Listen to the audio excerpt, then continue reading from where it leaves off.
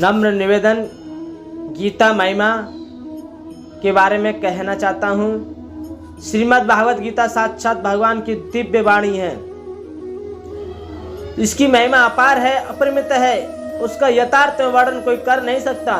शेष महेश गणेश भी इसकी महिमा को पूरी तरीके से कह नहीं सकते, फिर मनुष्य की तो बातें क्या है।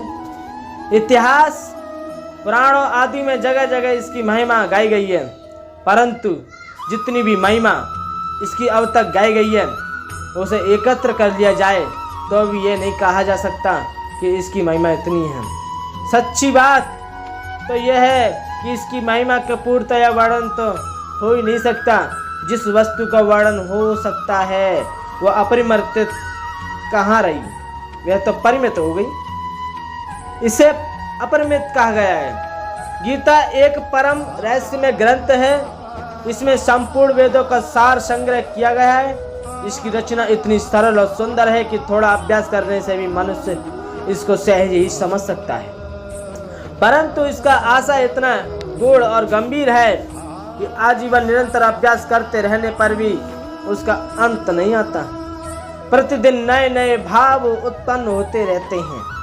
इससे वह सदा नवीन बना रहता है, हरा भरा रहता है एवं एकाग्रचित्त होकर श्रद्धा भक्ति सहित विचार करने से इसके पद पद में परम रहस्य भरा हुआ है, प्रत्यक्ष प्रतीत होता है।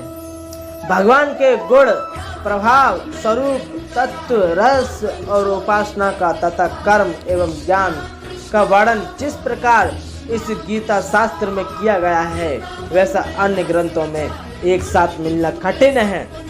भागवत गीता एक ऐसा अनुपम शास्त्र है जिसका एक भी शब्द सदुपयोग से खाली नहीं है।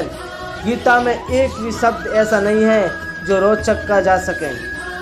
इसमें जितनी बातें कही गई हैं वह सब अचरज यथार्थ सत्य स्वरूप भगवान की वाणी में रोचकता की कल्पना करना, उसका निरादर करना है। गीता शास्त्र सर्वथा शास्त्र में ही है। गीता में सारे शास्त्रों का सार भरा हुआ है। इसे सारे शास्त्रों का खजाना कहें तो भी अत्यंत नहीं होगी। गीता का भली भांति ज्ञान हो जाने पर सब शास्त्रों का तात्विक ज्ञान अपने आप हो जाता है। उसके लिए अलग परिश्रम करने की आवश्यकता नहीं रहती। महाभारत में कहा गया है सर्वशास्त्र में गीता है, परंतु इतना भी कहना पर्याप्त नहीं है क्योंकि सारे शास्त्रों की उत्पत्ति वेदों से हुई है। वेदों का प्राकट्य भगवान ब्रह्मा जी के मुख से हुआ है और ब्रह्मा जी के भगवान नाभि कमल से उत्पन्न हुए हैं। इस प्रकार शास्त्रों और भगवान के बीच बहुत अधिक व्यवधान पड़ गया है, किंतु गीता तो स्वयं भगवान के मुखारबिंद से निकली है, इसीलिए उसे सभी शास्त्रों से बढ़कर कहा गया जो कोई अत्यंत नहीं हुई। तो स्वयं भगवान वेद व्यास ने कहा है गीता सुगीता कर्तव्य किमन्य शास्त्र संग्रह या स्व पग्नावश्यम पग्वाग द्विसनस्त्रता। गीता का भली प्रकार से श्रवण कीर्तन पठन पाठन मनन और धारण करना चाहिए। अन्य शास्त्रों के संग्रह की क्या आवश्यकता है, क्योंकि वे स्वयं पज्ञनाभ भगवान के साक्षात मुख कमल से निकली हुई है। इस श्लोक में पज्ञनाभ शब्द का प्रयोग करके महाभारतकार ने यही बात व्यक्त की है। तात्पर्य यह है कि यह गीता उन्हीं भगवान के मुख कमल से निकली है जिनके नाभि कमल से ब्रह्मा जी उत्पन्न हुए हैं और ब्रह्मा जी के मुख से वेद प्रकट हुए हैं जो संपूर्ण शास्त्रों के मूल हैं।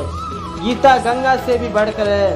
शास्त्रों में गंगा स्नान फल मुक्ति बतला गया है, परंतु गंगा में स्नान करने वाला स्वयं मुक्त हो जाता है, वह दूसरों को तारने की सामर्थ्य नहीं रखता।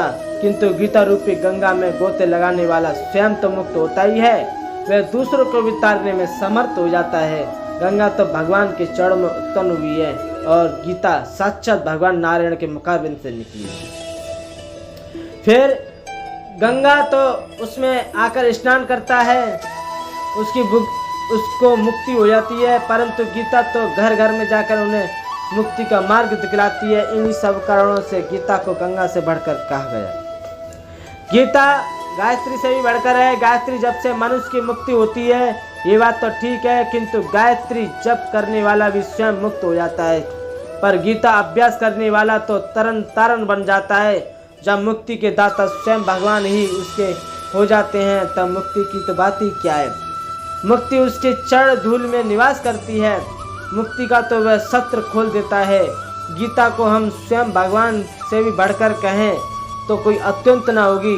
भगवान ने स्वयं कहा है, गीताश्रयम तिष्ठामि गीता में चौचतम ग्रहम गीता ज्ञान मोप्राश्चित्य त्रिलोक कान पालमाम्यम। मैं गीता के आश्रय में रहता हूँ। गीता मेरा श्रेष्ठ घर है। गीता के ज्ञान का सहारा लेकर ही मैं तीनों लोकों का पालन करता हूँ। इसके सिवा गीता में ही भगवान मुक्त कंठ से ये घोषणा करते हैं कि जो कोई मेरी इस गीता आज्ञा का पालन करेगा वो निसंदेह मुक्त हो जाएगा, निसंदेह मुक्त हो जाएगा। यही नहीं, भगवान कहते हैं कि जो कोई इसका अध्ययन भी करेगा उसके द्वारा मैं ज्ञान यज्ञ से पूजित होऊंगा। जब गीता के अध्ययन मात्र का इतना महत्व है तब जो मनुष्य इसके उपदेशों के अनुसार अपना जीवन बना लेता है और उसका रहस्य भक्तों को धारण कराता है और में इनका विस्तार एवं प्रचार करता है, उसको तो बात ही क्या है। उसके लिए तो भगवान कहते हैं कि वे मुझको अतिशय प्रिय है। वह भगवान को प्राणों से भी बढ़कर प्यारा होता है। और ये भी कहा जाए तो कुछ अनुचित न होगा, भगवान अपने ऐसे भक्तों पर अधीन बने रहते हैं। अच्छे पुरुषों में भी ये देखा जाता है कि उनके सिद्धांतों का पालन करने वाला जितना भी उन्हें प्रिय होता है उतने प्यारे उन्हें अपने प्राण भी नहीं